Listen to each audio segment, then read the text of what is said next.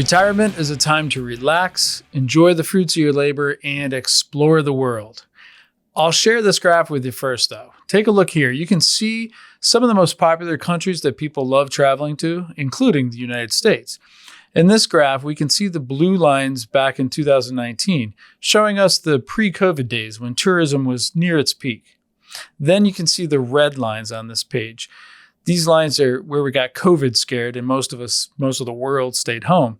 But you can now see the yellow gold lines showing us that these numbers are rebounding in 2021, and the travel industry continues to show us signs that these are all trending higher in 2022 and even into this year, 2023. So basically, what I'm saying here is that people love to travel, and so many of those people are retirees. Why retirees? Because they have the time, and hopefully because they have the money to do it. Now, there are some fortunate people out there in the universe who have a robust amount of money to draw from during retirement. And if you are one of those fortunate souls, I have news for you. You are way outnumbered by all the rest of us. So this video is for the majority of us in retirement who have enough to travel, but still need to be mindful of how much we're spending.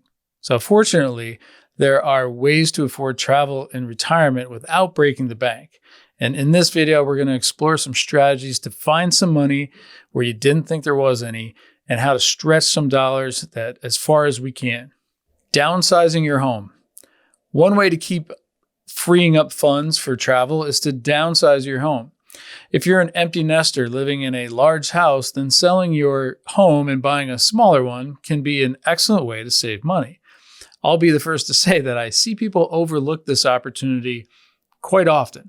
So if you raised your family in your awesome house and now those kids are all grown up, do you still need 3 or 4 or even 5 bedrooms? Do you need all that square footage? Probably not, right? So especially if you're going to be traveling more than ever.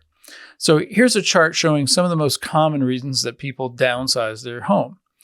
That house will be sitting empty quite a bit in the near future and oftentimes during the winter months. So not only might you save on mortgage payments, but you'll also save on heat, other utilities, maintenance, and property taxes if you choose to swap that large home for a more right-sized one. Now, this is a chart from homelight.com, and I'll include a link to a nice article that they wrote on this topic if you'd like to dig further. Rent out your home. So whether or not you choose to downsize, have you ever thought about what to do with your house while you're gone? Running around the country or the globe while one of your largest assets just sits there, empty. Renting out your home while you're away is a great way to earn extra income to fund your travel adventures.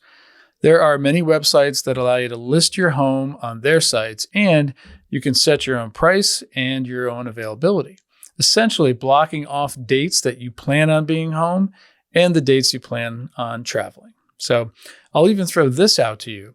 If you're someone who likes the idea of renting a home or a condo in a fairly popular location, have you ever considered flipping that transaction the other way? What I mean by that is, what if you own the property and people rent it off of you? What I'm essentially talking about here is owning 2 homes or properties. The one you live in now, and a property at a location you always like to go visit. If, and that's really important, if you have the means to buy a second home, do the numbers make sense? If, for example, you can buy that condo, then rent it enough weeks during the year to comfortably cover the debt on it. Examples like your mortgage payments, your taxes, your HOA fees, your cleaning and your management costs, property management costs, etc., then you might want to consider this option for yourself. This is what they call in the business using other people's money. If the numbers make sense, then the property supports itself and it builds you equity over time. But keep in mind, the big thing that you're taking on in this example is risk. What if things don't go as planned? There is actually risk there. So it's actually a whole other video that we can do a deeper dive into at another time. Home exchange programs. You might also consider another tactic here, which is swapping your home with someone else's home in a destination that you'd really like to visit.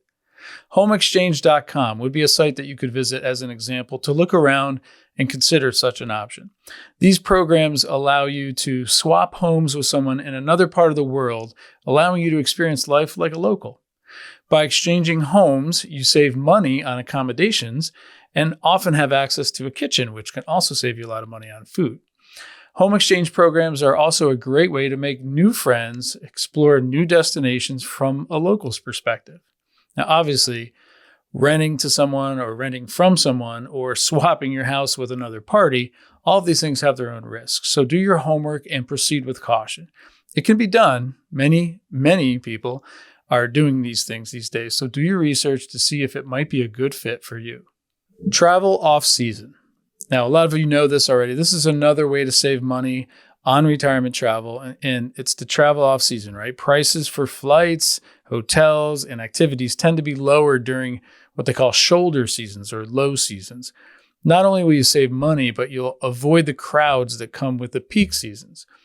Shoulder seasons, as it is often called, it varies depending on your destination, right? But generally falls between the high and low seasons. And this is often tied to two things, right? Climate and kids. Beach destination is in warm climates, ski resorts in cold climates. And there's a reason pretty much everything is more expensive between Memorial Day and Labor Day. That's when all the kids are out of school and the whole family can go places. So researching the best times to travel to your desired destination can make all the difference and save you a significant amount of money.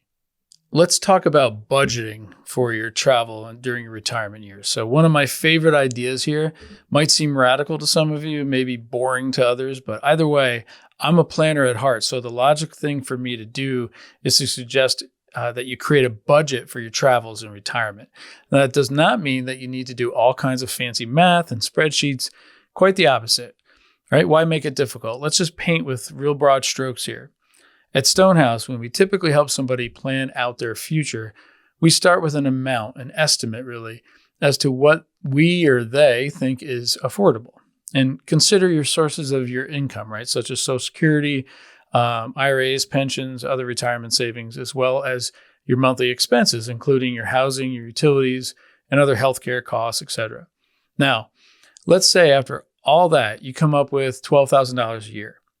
I'd suggest that you create a dedicated travel savings account. You can automate your savings by setting up automatic transfers from your checking account over to your travel savings account each month, right? Fill that sucker up. If you've landed on $12,000 a year, for example, then you allocate $1,000 a month into that thing. And then you'll always have an answer to one of the most common questions that we get asked all the time, which is, can I afford this? If the money's in the account, then the answer is yes, you can afford it. If it's not there, then no, you can't, or you just need to wait longer or choose a cheaper trip. But don't panic, right? This does not mean that you can never review this.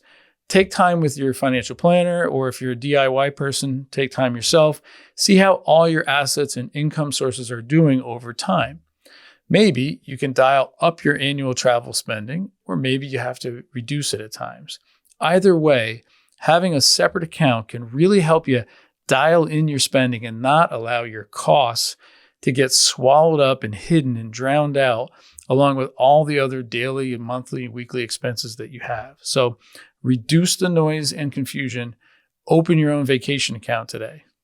Now, just a couple of real quick, really out of the box ideas I'd love for you to consider. Working while you're traveling.